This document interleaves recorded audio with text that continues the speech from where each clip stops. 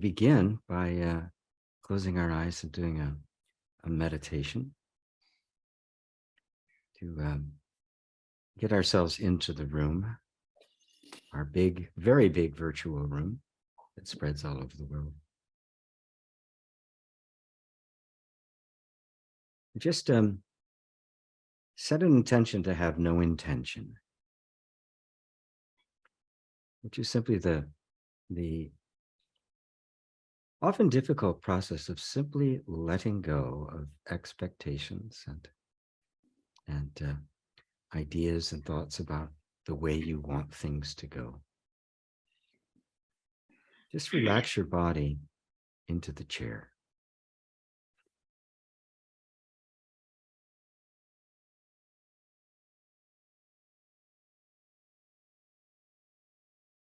Really feel your whole body sinking into the chair.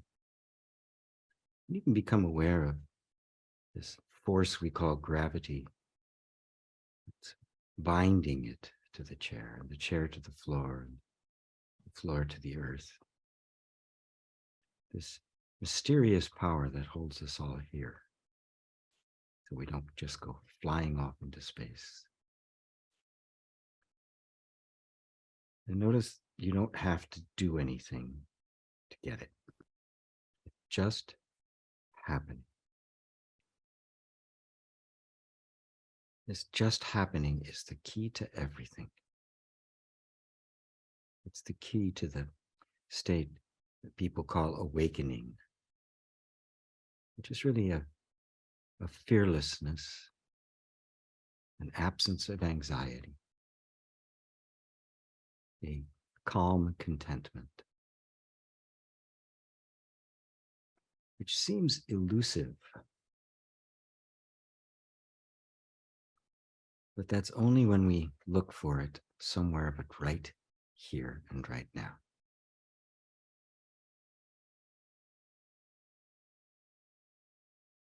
So bring your attention now to your breath.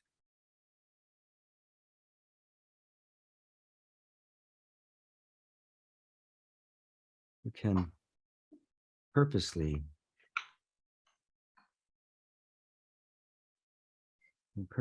open your heart.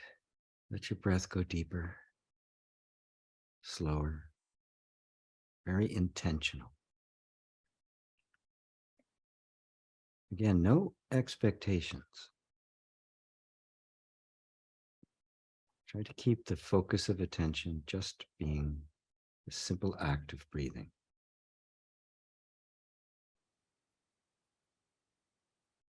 The mind begins to wander. Fine. That's what minds do.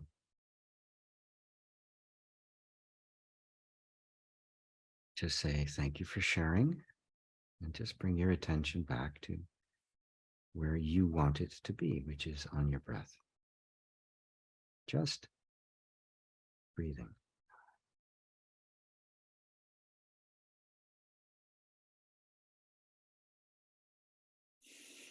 And you know that while most of our breathing takes place through our lungs and our diaphragm, your skin is breathing all the time.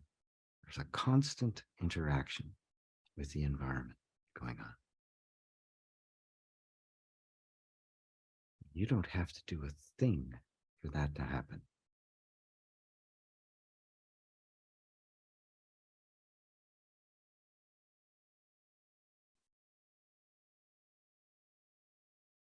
There's this constant exchange, constant flow of energy, of particles, of everything happening on a level that we can't perceive with our senses.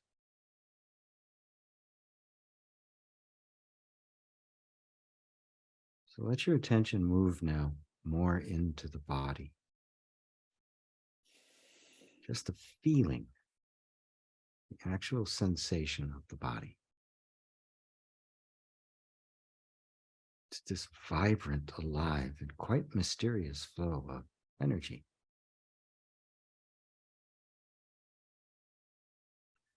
And as we do that, you'll find that your mind will start doing things with the word body, and it'll show you a picture of the body. You say, thank you, we really don't need you right now. Because with your eyes closed, there is no picture of the body.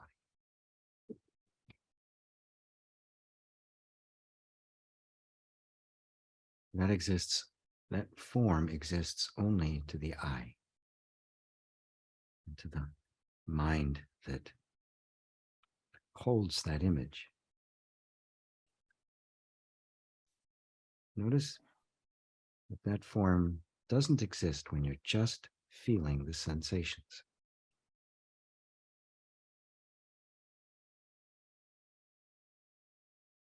And let yourself do a kind of a slow scan, starting at the top of your head and just gradually working downward, just relaxing, surrendering really to the chair, to the sensations.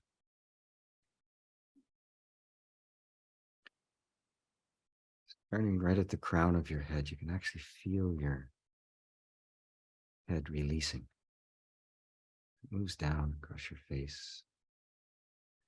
Maybe one of those little half Buddha smiles.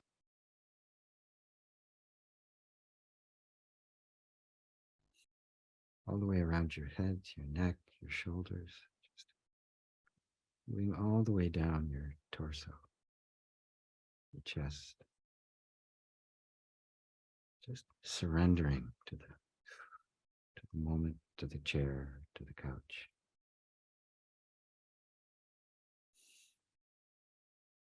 Notice the body has no ambition, no expectations. It's just this river of aliveness. Down through your lower torso, pelvic floor, down your legs, all the way down to your feet.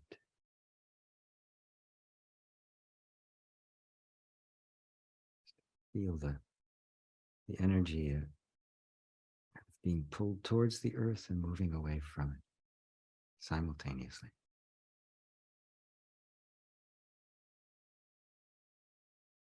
And there's no expectation here. There's just flow of sensation. Bring your attention to your upper arms and let those kind of fall into relaxation, and let that move down to your forearm, to your wrists. Let your hands totally relax. Spread the fingers apart a little bit, so you can feel each finger as it relaxes.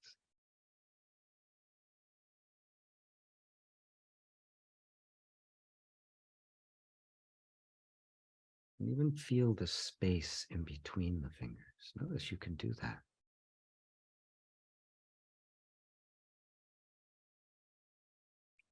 Feel the outline, the space that defines it. Part of the flow.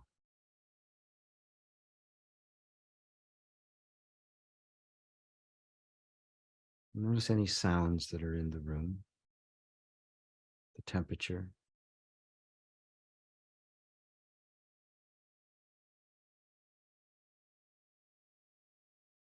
And see if you can just let go or move past the notion that there's some kind of a separation, some kind of a boundary between you, that is this flow of energy that is the body, and the flow of energy that is the room.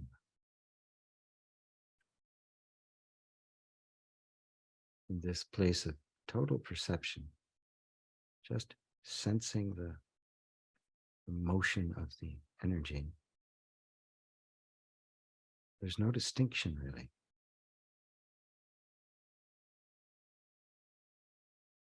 Even my voice is just another ripple of aliveness in this space.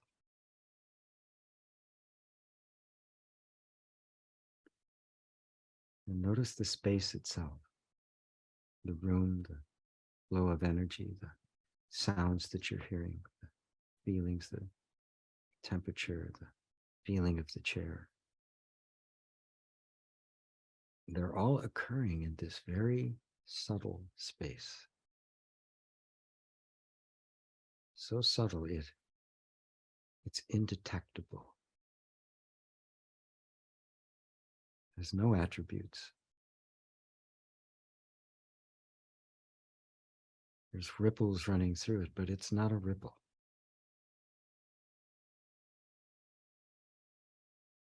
It's just present.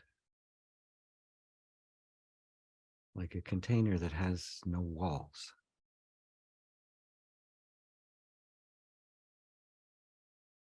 And yet this is not like the cold space of outer space.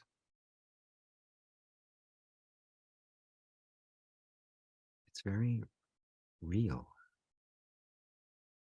very present. Even though it's not detectable by our senses, it's very much here.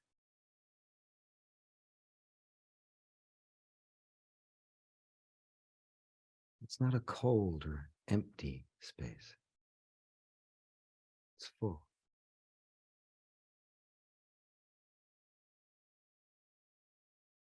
And yet it's empty.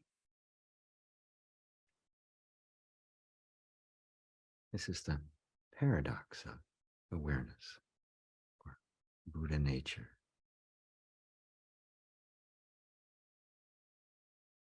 You can't say it's empty and you can't say it's full.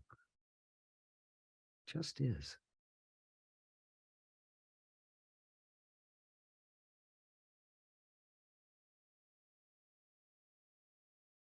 Just be aware, even if your mind has wandered or there's a sensation in the body that may be uncomfortable or difficult, stay aware of the space that it's in, as well as the sensation itself.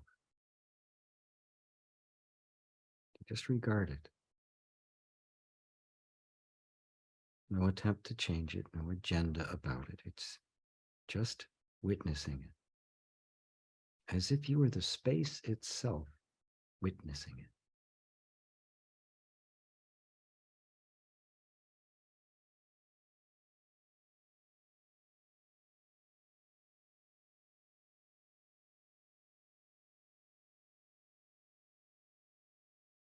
And the space, of course, has no agenda.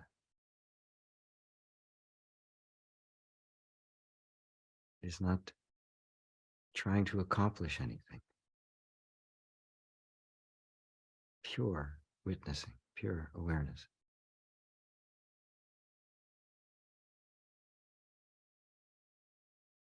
And notice that vantage point,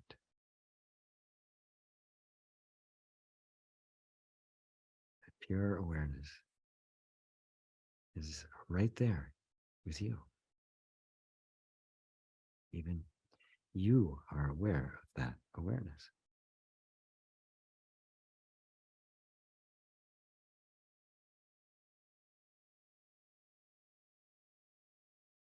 And what if that simple, direct, open, spacious, agenda-free awareness was you? Real, absolute, unchanging, unborn you. The self.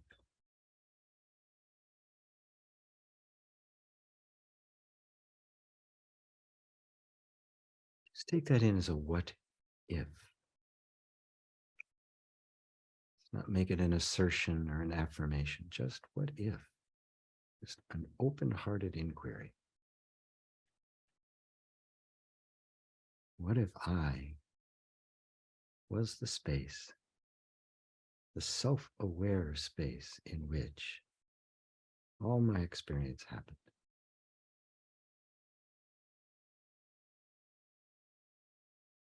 And leave it as an open-ended question.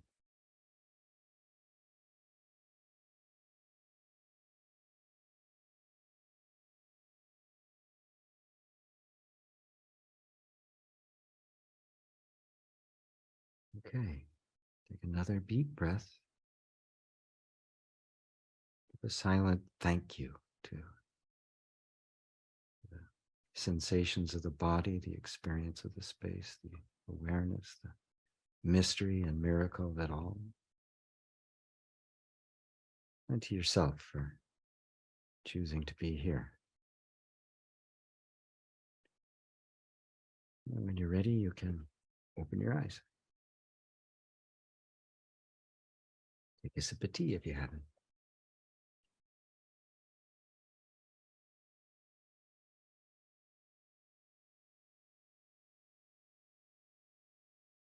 Once again, welcome everyone.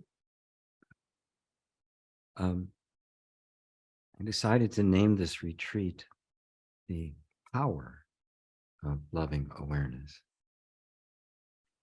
Because oftentimes in non-dual teaching and self-inquiry, it can get kind of abstract. Pure awareness, pure consciousness, right?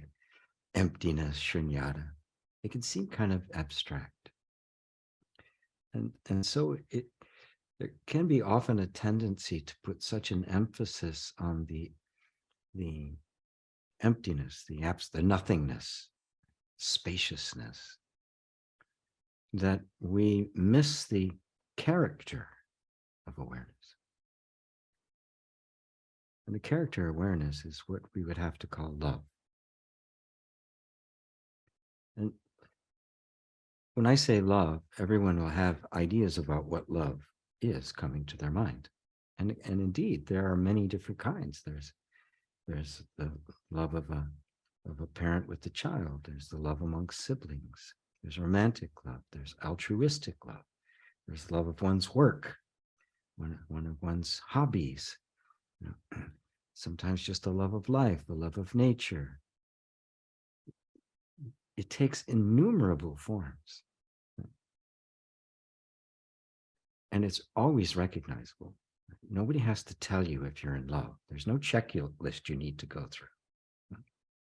You just know.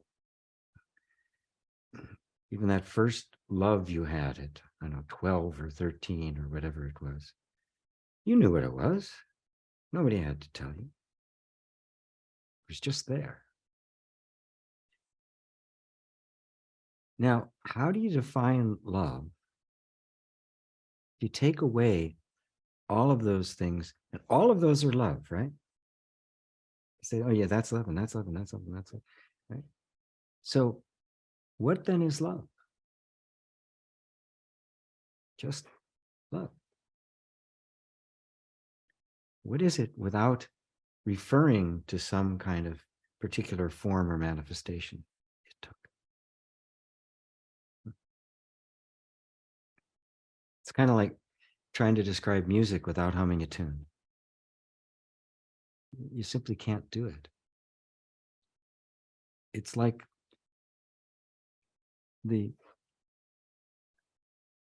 this spacious,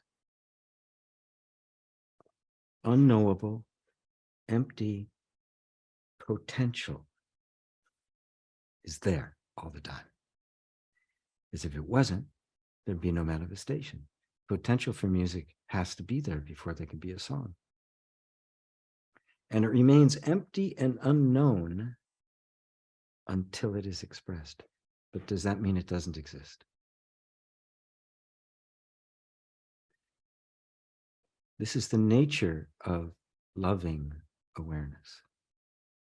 Seeing that the character of pure awareness, which is simply you're experiencing all the time, is love. Pure awareness is like your eye. I always use this, it's a great metaphor. Your eye makes no assessment of what it sees. Right? The light gets there, it gets in.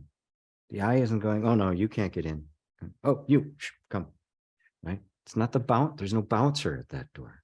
The light just gets in. And the moment it gets in, we're aware of it, aren't we?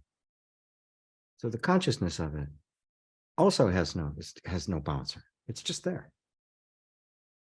And then That light is a form. That form becomes a sensation. It now gets all sorts of stuff added onto it, stories and ideas, and kinds becomes a perception. Then it becomes an object of mind, right? And oh, this is what it is. This is my aunt. I can't stand her. She always smells, right? And now all of a sudden we're assessing it according to what? Conditioning, arbitrary. It's arbitrary, isn't it? Because the very same image to somebody else could have a completely different meaning. Right? You know, a grove of trees to a real estate developer is a pain in the ass.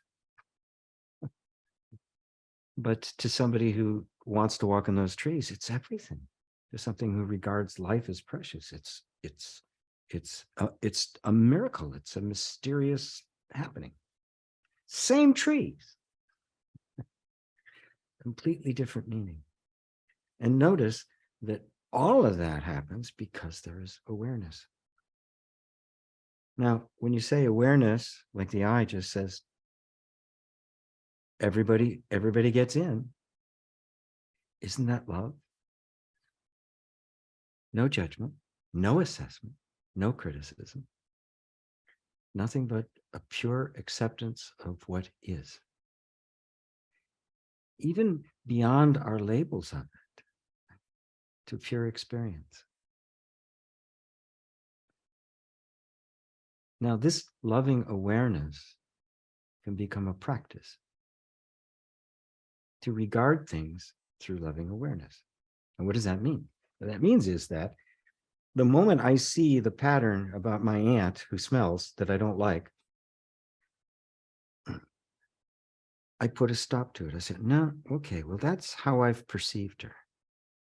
Is that what's really there?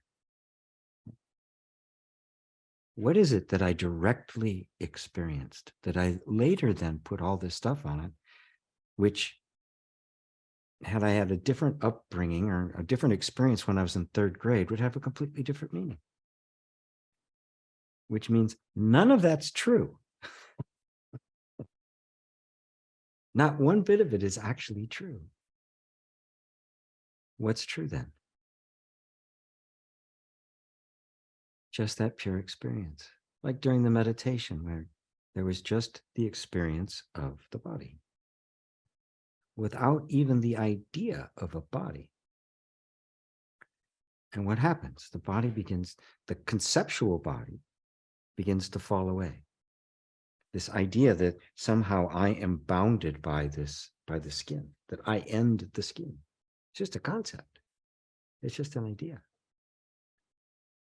And you look closely, you'll find that my experience of the body is just an experience of something closer than something farther away. But me, the one aware of the body, is still removed. Yeah, the car that goes by outside, yeah, there's that distance I'm removed from. But my thoughts, my feelings, my sensations, while they're really close, there's still a distance there, except for the thought that says, I am the body. I am this. But if I was that, I wouldn't be able to see it. Your eye can't see itself. You try all it wants, but it can't. It can't do it. A knife can't cut itself. Your finger can't touch itself. Because it is that. So whatever I perceive isn't me.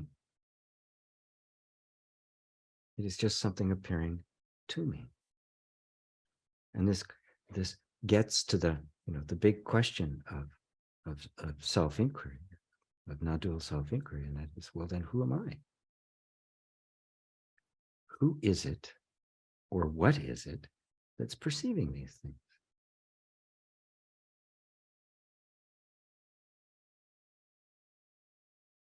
And the beauty is that the practice is that the moment I ask that question, your mind is going to start giving you answers.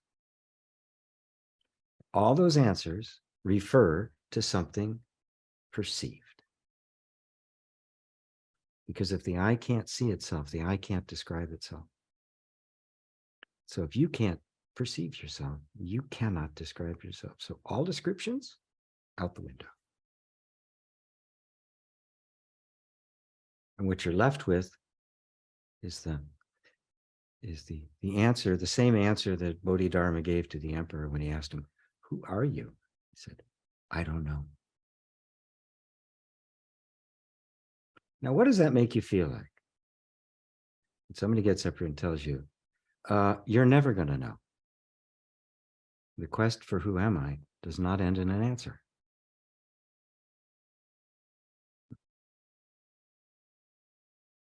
So then who are you?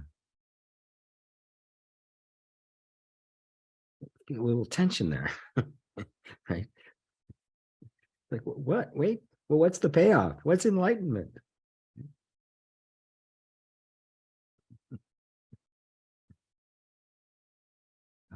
According to Huangpo, the 12th century Zen master, all the Buddhas and all sentient beings are nothing but the one mind.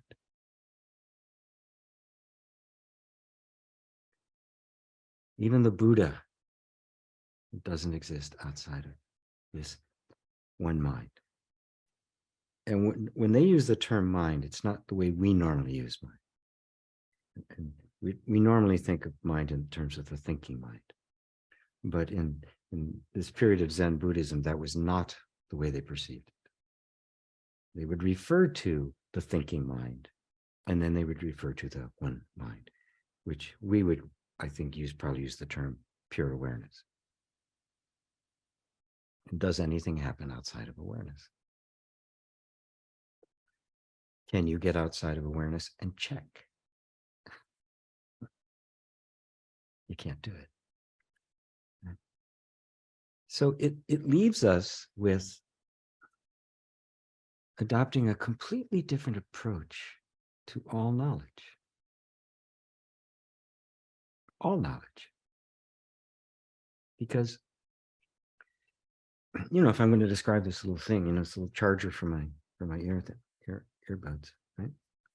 I can describe it. I can look at it. Yeah, it's black and it's kind of oval shaped and it rounds and it's got a USB-C port and little things in there. Oh, look, and it lights up. And I open the door, close the door. And so I can describe it, right? As one thing describes another. And I can stand back from anything. And so that kind of objective knowledge, subject-object relationship, works everywhere. This is the classical analysis scientific method. It works everywhere in the universe except here, because I can't do that. I can't stand aloof from myself and look back and then say, oh, and describe myself. Can't do it.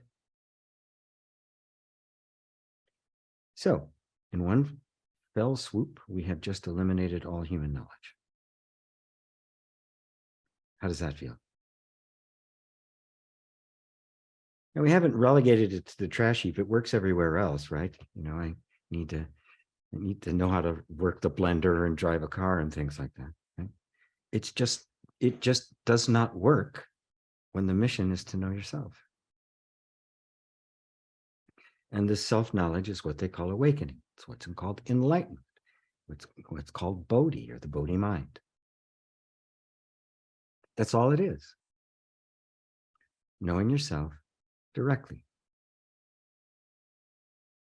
without any kind of knowledge input into it. Because the moment knowledge is there, it's conceptual. It's one thing describing another. This is kind of the Zen approach. Whether it be just sitting, like in Shikantaza, which we're going to try a little later, maybe tomorrow, maybe today, or it's trying to penetrate a koan, one of those weird little stories that makes no sense. In fact, let's do one right now, and I'll answer it on Sunday. Some of you have heard this one already. I'm sorry, but how old is the Buddha? Well, just take that in. I'll give you another. For those of you who already know this and know the answer, right? Some of you do. Does anybody know the answer to it? Okay, so I'll give you another one. If Dhammapada Buddha rode upon an elephant, and Shakyamuni Buddha rode upon a tiger, what will Maitreya Buddha ride upon? Maitreya Buddha is the Buddha that is to come, the Buddha of love. The next Buddha after the Buddha we know, the historical Buddha that we know. Maitreya Buddha. So Dhammapada was before him. Dhammapada rode an elephant, Shakyamuni rode on a tiger. What will Maitreya ride on? Pick either one of those you want to do. And I won't torment you like a Zen master and never give you the answer. Because that's the proper way to do it. You just kind of get thrown that bone and you have to sit with it forever until it becomes clear. But that's the whole point. Right?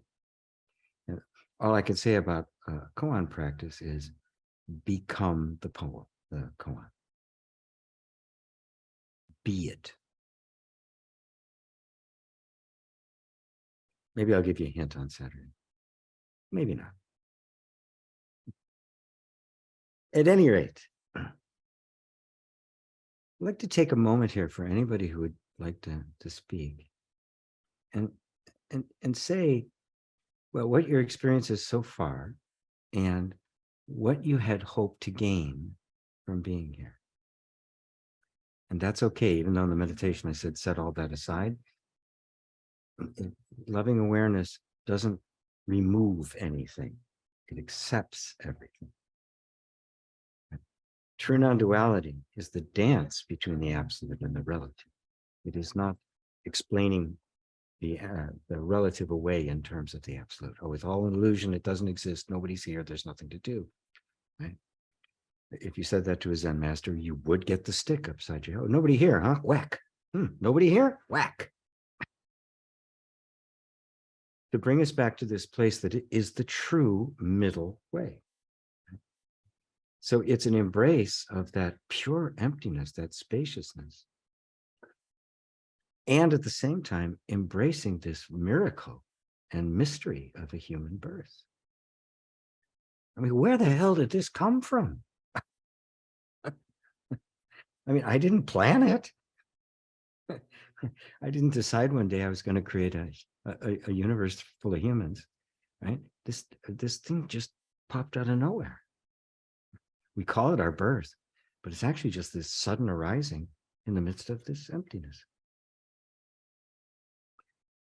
Which means I embrace everything that's when people bring their desires, their aspirations, what they hope for the world, what they hope for themselves.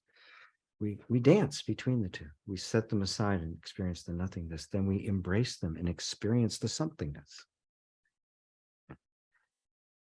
And the only word I can possibly give to that is love. Because the loving awareness does not dismiss anything, which means my desires, my lusts, my fears, my hatreds, my anger, my disappointments. Anybody here not have any anger or disappointment in their lives? You get your money back. And what do? Get rid of them? Loving awareness doesn't get rid of anything. It says, oh, you too. Okay, come. Now, this is exactly the opposite of self-help. I know. But this has been that golden thread that has gone through all great spiritual traditions, including Krishnamurti and Nisargadatta and all the great teachers. It's been this theme. I loved Krishnamurti because of his emphasis on relationship and how significant and important it is. Whereas if you took a purely Vedantic or non-dual approach, there's no such thing as a relationship, right? How could there be a relationship when there's only one? Well, it's true. There is no relationship, and there's nothing but relationships. That's a koan in and of itself, isn't it? Because our minds are something that always wants to take a position. It always, okay, this is the truth. Oh, okay, got it now. And then something comes along and whacks you, right? And then, oh, well, maybe that's not the truth. Right?